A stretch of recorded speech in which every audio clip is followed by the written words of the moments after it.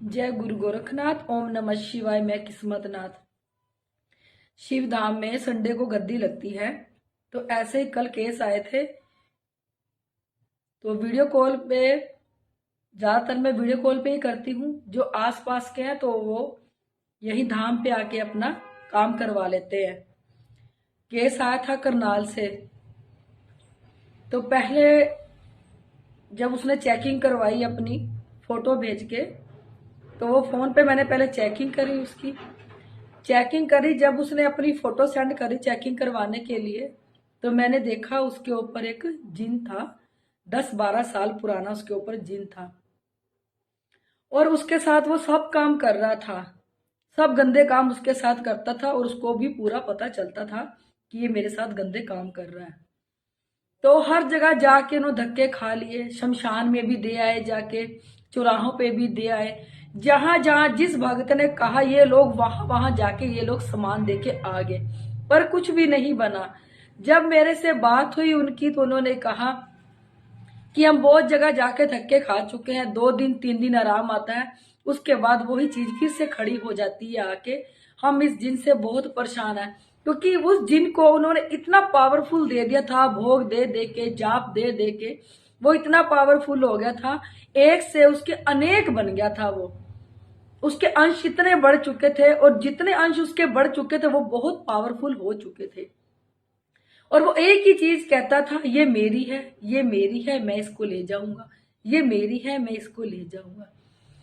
और जब मेरे से बात हुई फोन पे, तो वो जिन कहने लगा, वो मुंह पे आके साफ बोलता था उसके अंदर, उसके हस्बैंड को, कि तू भाग ले जहां तक भागना है। कहता कहीं भी इसका कोई इलाज नहीं कर सकता, ना इसको कहीं भी आराम आएगा।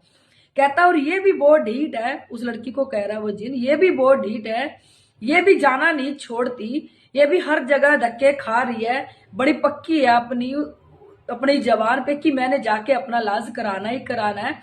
फिर भी इसको कहीं राम नहीं आ रहा, पर ये जाना नहीं छोड़ती। वो जिन कह रहा है मेरे को कोई ना निकाल सकता है, ना मैं किसी के हाथ आ सकता हूं, ना मैं कोई मेरा काम कर सकता है। तो जैसे ही मेरे से बात हो के थी, तो उन्होंने कहा कि हमने इलाज करवाना है। तो मैंने कहा कॉल पे करवा लो। तो कहते हम पास ही तो है, हम आपके धाम पे आके करवा देंगे। मैंने बोला संडे को आ जाना, संडे को मैं कर दूंगी, संडे को गद्दी लगती है। तो जैसे उस जिन को पता लगा कि संडे को गद्दी लगती है, लोग संडे को जाएंगे, उस जिन ने बहुत लड़ाई कला क्लेश घर में किया। उसकी बच्ची को भी आके बोलने लगा, मेरा तुम लोग कुछ नहीं कर सकते, मेरा तुम लोग कुछ नहीं कर सकते। वो जिन उसके पति से एक दिन पहले बहुत लड़ा कि इसको वो लेके ना जाए, क्योंकि वो लड़ाई झगड़े बहुत आपस में करवाता था। जब जिन उसके ऊपर इतना हावी हो चुका था, तो उसके हस्बैंड के काम काज में भी बहुत ज्यादा डाउन चला गया था, उसका काम भी उस जिन की वजह से। तो जैसे तैसे वो लोग अगले दिन यहाँ पे आ गए। जब यहाँ पे आए, तो वो लोग बैठे गद्दी पे यहाँ पे। तो देखो, वो हमने पूछा ये जिन तेरे ऊपर कैसे आता, तो उसने कहा खेल के आता है। जैसे वो बैठा, वो जिन यहाँ खेलने लग गया। तो जिन का हमने खेल रोका, क्योंकि ना तो हम किसी औरत को खिलाते हैं, ना मैं जो ये वीडियो डालती हूँ, ना मैं किसी का वीडियो डाल के लाइव, ना मुझे अच्छा लगता है कि किसी औरत की कोई बदनामी हो। देखो जी, चीजें घर घर में है। मैं नहीं चाहती कि सोशल मीडिया पे कोई भी औरत के बारे में कोई कुछ ऐसा बोले। देखो, किस पे ना जाने क्या चीज आ जाए और वो अपना क्या हाल करने लग जाए, ये देखो किसी को भी नहीं पता।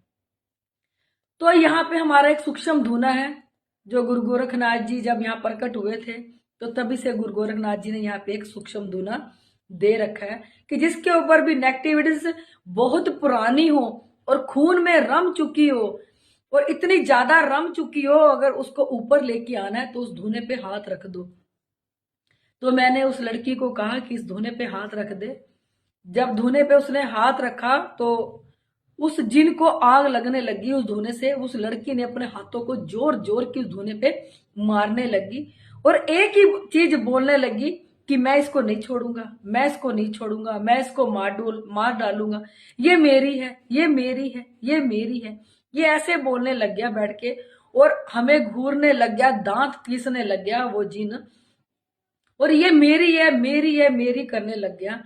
तो हमने उसको देखो जब निकालने लगे उसका जो आप उतारा किया तो जो उसका मेन सबसे पावरफुल अंश था वो निकल गया, जो मेन जिन था। बाकी उसकी बॉडी में इतने सारे अंश और बाकी थे जो उसकी पोटी वाली जगह में, उसकी बाथरूम वाली जगह में जाके वो छुप के बैठ जाते हैं। क्योंकि देखो ये हर जगह पे जाके ये नहीं निकाले जाते, क्योंकि यहाँ पे गुरु गोरखनाथ जी की कृपा है। हम कौन निकालने वाले, हमारे गुरु जी निकालते हैं, हम तो सिर्फ एक उनका आगे साधन है। जब उसकी पोटी वाली जगह पे मार लगी, बाथरूम वाली जगह पे मार लगी, तो जो उसके अंश थे वो आए, वो चिल्लाने लगे, बहुत बहुत जोर जोर से वो जिन चिल्लाने लगा यहाँ पे। पर वो जिन देख लो फिर भी हार नहीं मान रहा था, उसके मुख से यही निकला था, ये मेरी है, ये मेरी है, मैं लेके जाऊंगा। वो जिन बहुत ही ज्यादा भयानक था। तो जब उसको मार लगने लगी, क्योंकि वो बाथरूम वाली जगह पे जाके, पोटी वाली जगह पे जाके छुप गया, फिर उस लड़की ने बताया कि मुझे इसकी वजह से मुझे बवासीर भी होगी, क्योंकि गंदी जगह जहां बाथरूम वाली जगह पे बैठेंगी, पोटी वाली जगह पे बैठेंगी, ये अपना गंद फैलाती रहती हैं। इतना गंद फैला देती हैं कि उनको बीमारियां लग जाती हैं। पोटी वाली जगह पे जब जाके चीजें बैठती, कईयों की तो सबसे पहले पोटी बंद कर देती है, पोटी आने नहीं देती, अंदर ही अंदर गंदगी इकट्ठी होके वो लोग अपने पोटी का इलाज भी कराने जाते हैं जगह का, पर डॉक्टर उसको काट देते हैं। देखो उसका कोई फायदा नहीं जाके इलाज कराने का, उसके बाद ना तुम्हारे बस में कुछ होगा ना तुम कर पाओगे।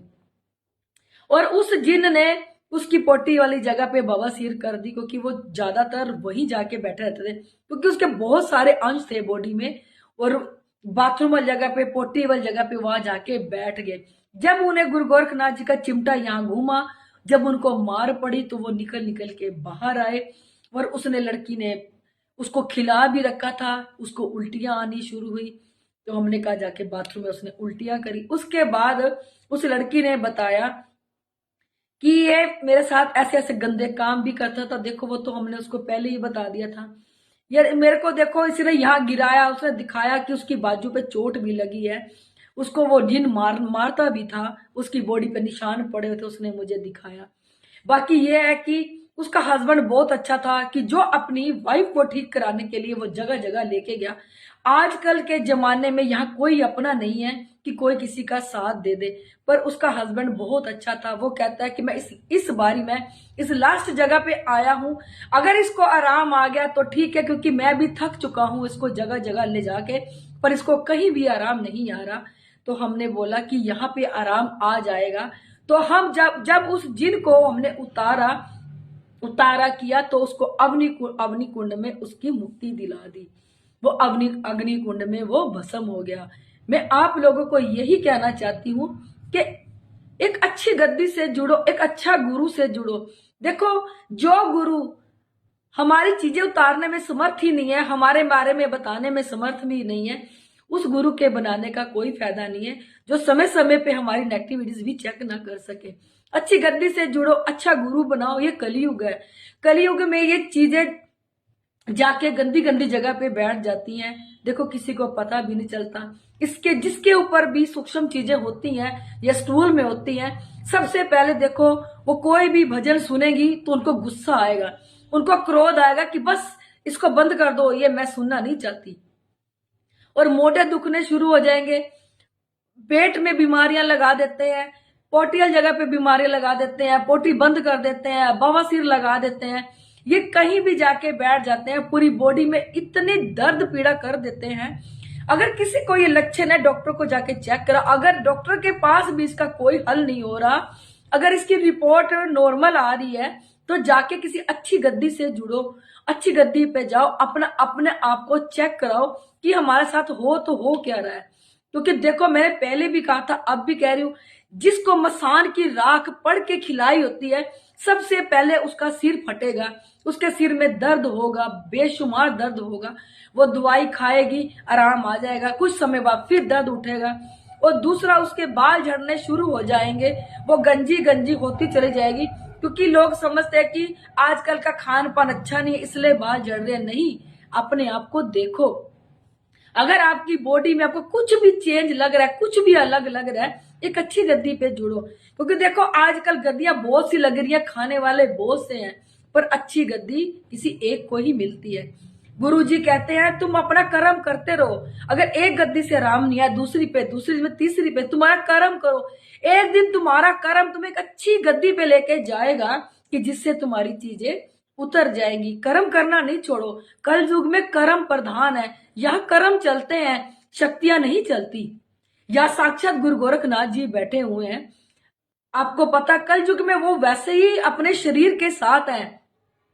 वो फिर भी कल युग में आके अपनी शक्तियां नहीं दिखा सकते। आज भी वो सूक्ष्म में बैठ के यहाँ पे चीजें उतारते हैं। जब गुरु गोरखनाथ जी का चिमटा यहाँ घूमता है ना, तो चीजें इतनी चिल्लाती है, चीखती है। वो कहती है मैं कहाँ फंस गई, अब मैं कहाँ फंस गई, मुझे कैसे यहाँ से मुझे मुक्ति मिलेगी। क्योंकि जो जिन होते हैं और मसानी होती है, सबसे ज्यादा खतरनाक इनको निकालना होता है। बाकी तो देखो भूत प्रेत नॉर्मल निकल जाते हैं। और दूसरा ये जो जिन होते हैं अपनी पत्नी बना के रख लेते हैं। जैसे वो जो जैसे संडे को केस आया था जिसके बारे में मैंने बताया, वो जिन ने उसको अपनी पत्नी बना के रखा हुआ था।